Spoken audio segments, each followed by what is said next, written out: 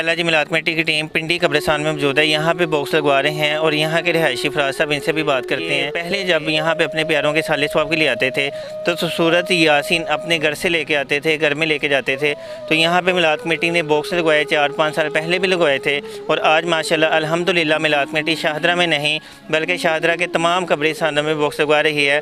तो यहाँ के जो रिहायशी, इनसे भी बात करते हैं कि यहाँ पे बॉक्स लगे, इन बॉक्स से इनको क्या सहूलत मिली, यासीनों की यहाँ पे क्या सहूलत थी, बॉक्स रखे गए, लगवाए गए। जी अस्सलाम वालेकुम जी। मैं जब भी यहाँ आता था मैं घर से लेके आता था और स्पेशली आना पड़ता था सूरज यासीन वगैरह लेके।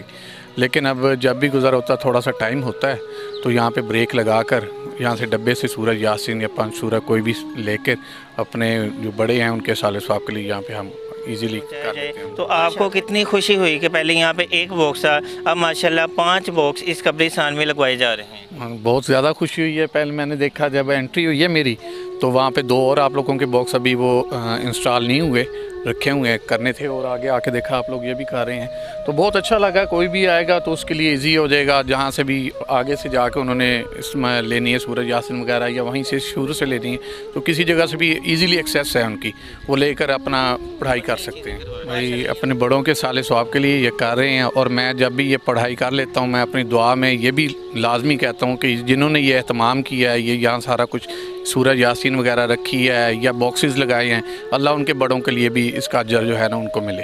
माशाल्लाह सुभान अल्लाह। नेक्स्ट